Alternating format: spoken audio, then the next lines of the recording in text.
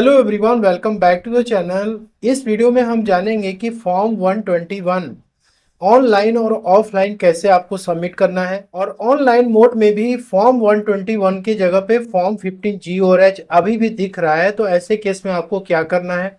यदि आपके accounts multiple banks में या फिर मल्टीपल ब्रांचेस में या पोस्ट ऑफिस में है, तो ऐसे केस में आपको कितने फॉर्म 121 सबमिट करने हैं। फॉर्म 121 आपको फिक्स डिपॉजिट पे जो आपको इंटरेस्ट इनकम होने वाली है टैक्स ईयर 26-27 में, उस पे टैक्स बचाने के लिए आपको ये फॉर्म सबमिट करना है। तो इसके कुछ टर्म्स कंडीशन को हम समझेंगे। यदि आपके अकाउंट्स मल्टीपल बैंक्स में है, लाइक आप एसबीआई, एचडीएफसी, आईसीआईसी बैंक में अलग अलग जगह पे आपने फिक्स डिपॉजिट, रिकरिंग डिपॉजिट आपने करा रखी है और उस पर टैक्स बचाने के लिए आपको ये फॉर्म सबमिट करना है, तो आपको कितने नंबर ऑफ फॉर्म सबमिट करने पड़ेंगे।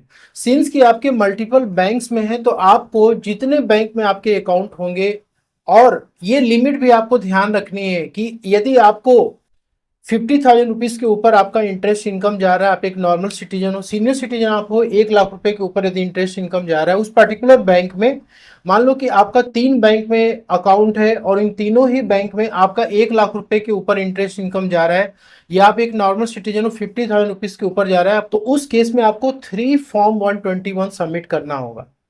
यदि आपके 4 बैंक्स में है, तो उस केस में आपको 4 फॉर्म 121 सबमिट करना पड़ेगा। सेकेंड ये है कि आपका बैंक जो है सेम है, लेकिन उसके मल्टीपल ब्रांचेस में आपने अकाउंट खोल रखे हैं, तो ऐसे केस में आपको सिर्फ एक ही फॉर्म 121 सबमिट करना होगा। लेकिन यहाँ पे आपको ध्यान रखना है कि यदि आपके वो सारे फिक्स डिपॉजिट के अकाउंट्स एक ही सीआईएफ नंबर से लिंक्ड होंगे तब, तो ऐसे केस में आपको सिर्फ एक ही फॉर्म 121 नेट बैंकिंग पोर्टल पे जाकर के, मतलब जिस बैंक में आपका अकाउंट है उसके इंटरनेट बैंकिंग पोर्टल पे जाके आप इसको सबमिट कर दोगे, तो आपका मल्टीपल ब्रांचेस से क्या करेगा, लिंक कर देगा। लेकिन यदि आपके फिक्स डिपॉजिट के अकाउंट सेम सीआईएफ नंबर से लिंक्ड नहीं है, अलग अलग जो है सीआईएफ नंबर आपको अलॉट हो चुका है, तो ऐसे केस में आपको फिर क्या करना होगा, अलग अलग फॉर्म 121 सबमिट करना होगा। वो भी आपको बैंक के ब्रांच में जा करके इसे फिजिकली फॉर्म 121 आपको सबमिट करना पड़ेगा।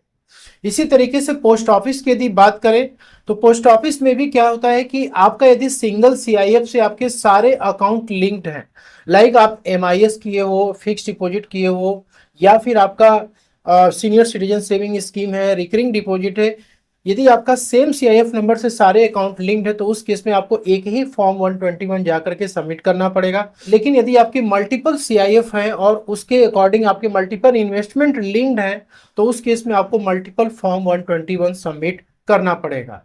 ये फॉर्म 121 सबमिट करने के लिए कुछ इंपॉर्टेंट कंडीशन है जो कि आपको फॉलो करना है।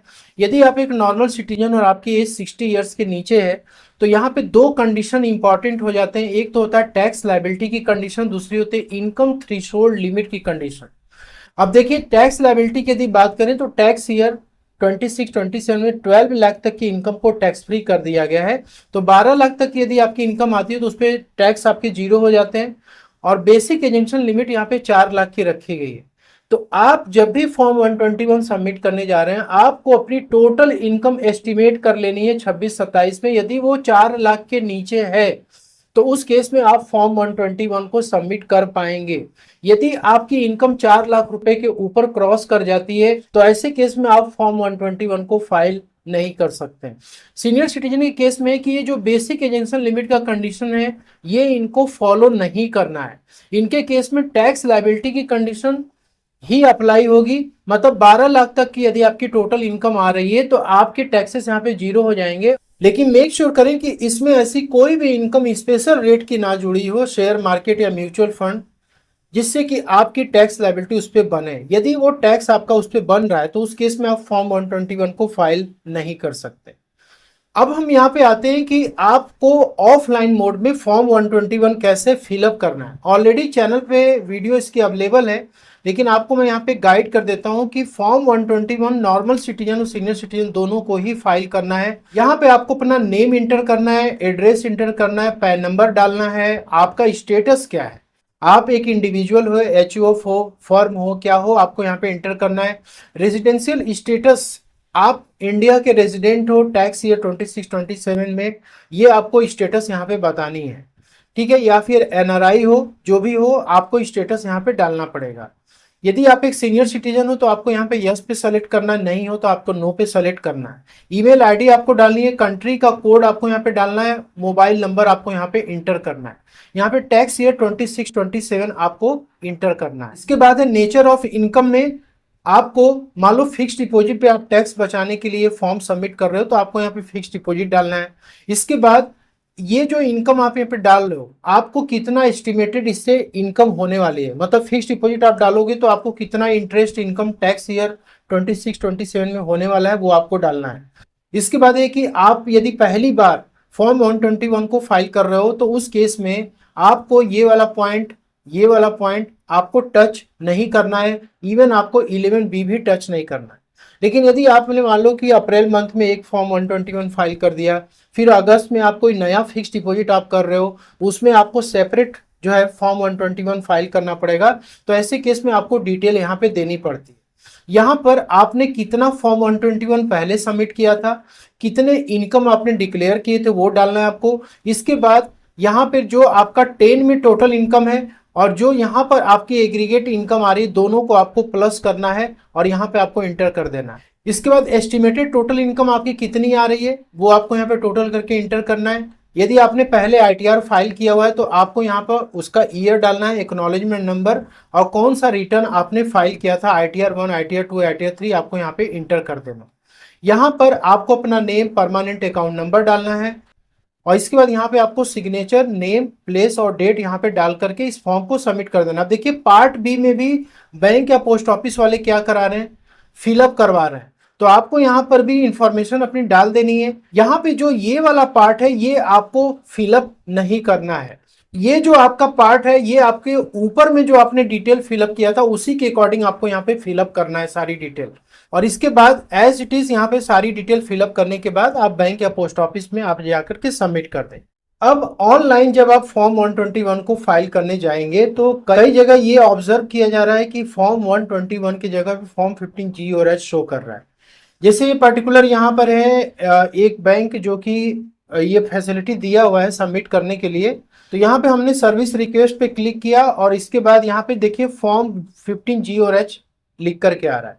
इस पे जब हम क्लिक करते हैं तो यहाँ पर फॉर्म टाइप में जब आप सेलेक्ट करने जाते हो तो यहाँ पे फॉर्म 15G और H अभी भी दिख रहा है, फॉर्म 121 लिख करके नहीं आ रहा है और यहाँ पे टैक्स ईयर 26-27 आ रहा है।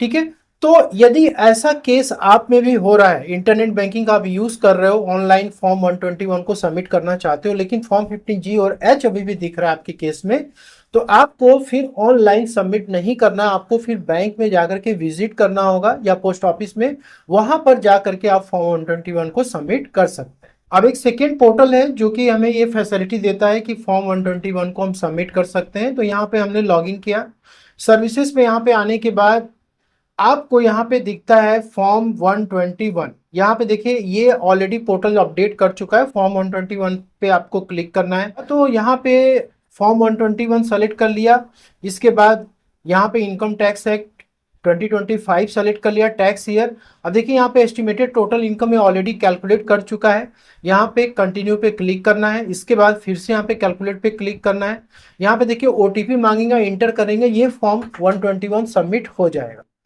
और कुछ केसेस में जो मैंने ऑफलाइन आपको तरीका बताया उस तरीके के भी फॉर्म आपको मिलेंगे, तो आपको उसी तरीके से यहाँ पे ऑनलाइन ही फिलअप करना है। होप कि आपको ये वीडियो पसंद अच्छी लगे तो लाइक शेयर जरूर करें। मिलते हैं नेक्स्ट में। Thank you so much for watching.